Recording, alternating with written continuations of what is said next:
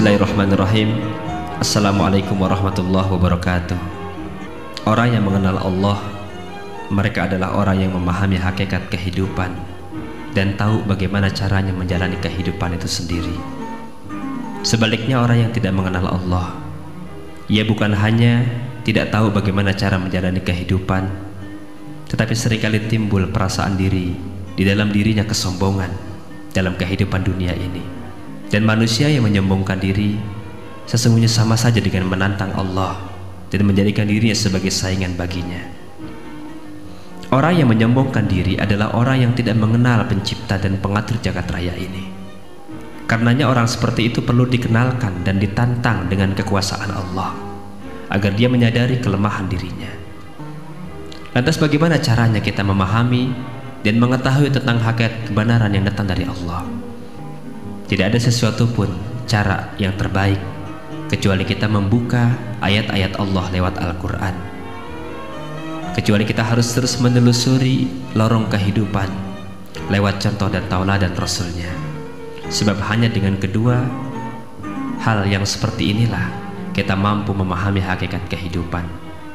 Sebab hidup sesungguhnya telah diatur oleh Allah dengan sesempurna mungkin. Al-Quran adalah sumber dari segala sumber hukum dan sumber kebenaran, dan Rasulullah adalah prototip manusia yang dapat mengamalkan kebenaran Al-Quran itu sendiri. Maka saudaraku, marilah kita bergegas untuk menjadikan Al-Quran dan sunnah Rasulullah sebagai sebuah ikutan yang tidak perlu lagi kita ragukan.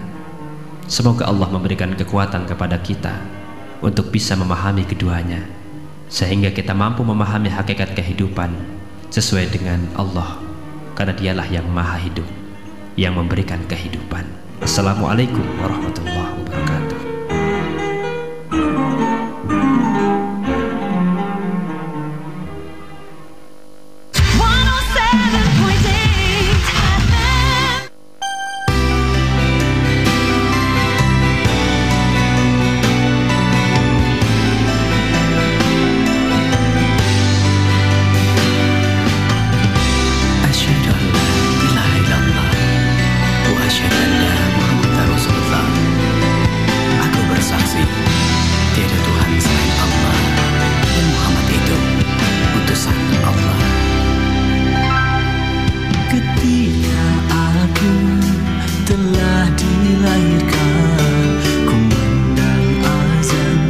Telah diperdengarkan pertanda kebesaran keagungan Tuhan, kodrat irodat kehidupan.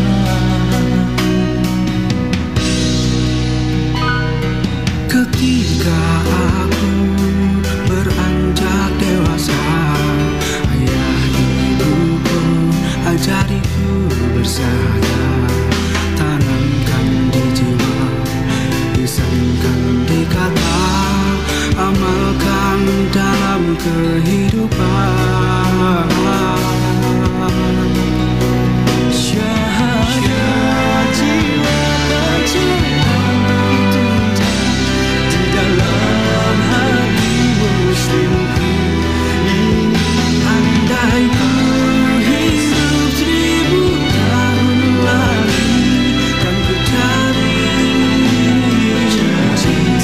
syahadat ini.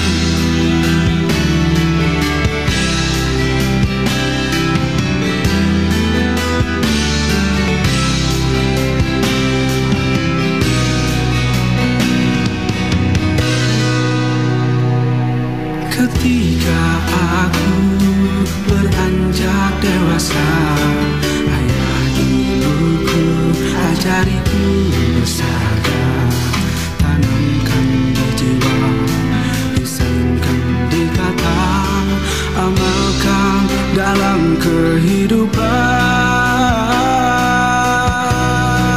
Syahadat jiwa pancaran begitu indah di dalam hati muslimku ini. Andai ku hidup 1000 tahun lagi, kan ku cari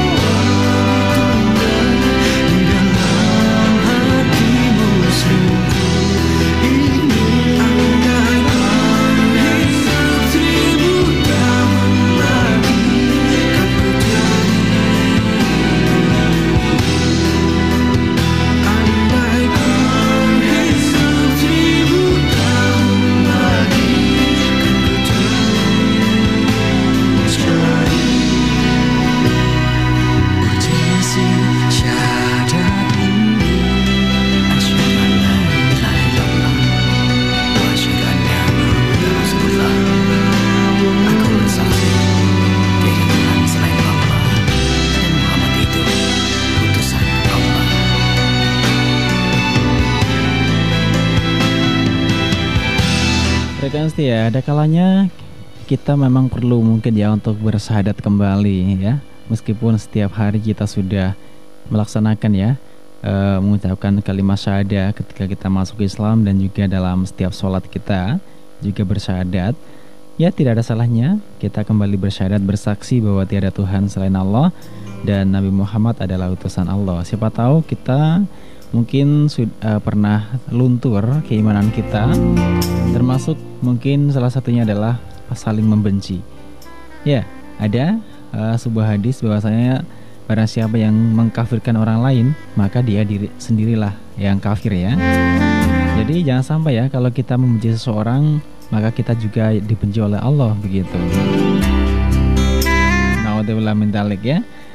Ya, asyhadu an la ilaha illallah wa asyhadu anna Muhammadar Rasulullah. Silakan yang mau on air lewat telepon dibuka kembali untuk 3233931 seperti Bunda Agung tadi yang sudah berbagi di malam hari ini. Silakan, atau lewat SMS juga bisa di 0855298200. Buat yang ada di Karanganyar sana ada Susi ya, terima kasih mungkin bergabung. Selamat malam ya. Buat yang ada di Jogja itu ada Syabani. Dan yang di Weru kemarin ada siapa ya, lupa yang bergabung. Selamat malam saja ya kalau menyimak Simfoni malam hari ini.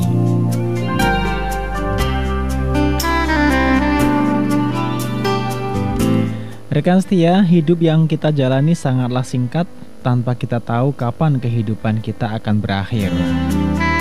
Jadi untuk apa kita penuhi hidup kita ini dengan kebencian? Pantaskah hidup singkat kita yang begitu berharga ditukar dengan kebencian yang tidak berarti? Yang akan kita dapatkan hanyalah penyesalan. Karena kebencian tidak akan mengembalikan semua yang telah berlalu. Apakah orang lain atau peduli dengan kebencian kita akan menolong kita? Ya, nonsense. Ingatlah rekan setia FM, kebencian itu adalah pekerjaan iblis dan kasih itu adalah pekerjaan Allah Subhanahu wa taala. Allah Maha Pemurah, Maha Pengasih, Maha Pemaaf kepada hamba-hambanya. Akankah kita berlaku benci, tidak adil kepada orang lain? Seberat atau sebesar apapun kesalahan orang lain yang bisa membuat rasa benci itu muncul, maka gantilah dengan kasih sayang. Karena kesalahan yang ada, kita tidak berhak untuk menghakimi.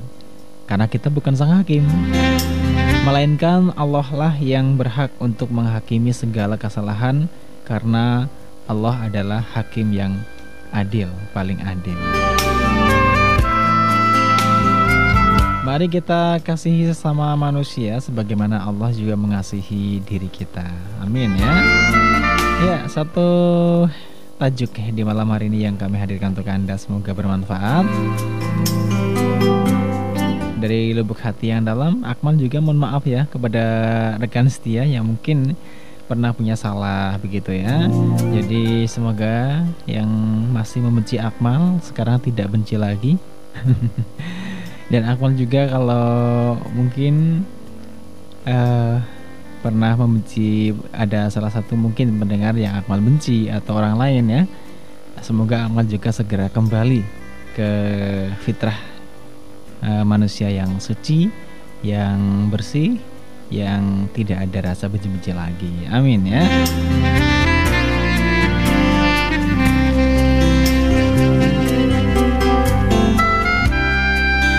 Rekan setia, kata kunci ikhlas sebagai modal kita untuk menghilangkan rasa kebencian. Ternyata ikhlas ini seperti kelapa.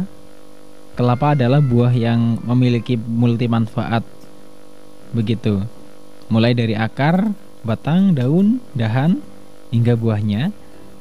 Akarnya ini bisa dijadikan bahan kayu bakar dan kerajinan seni. Kemudian batangnya bisa digunakan sebagai bahan bangunan rumah.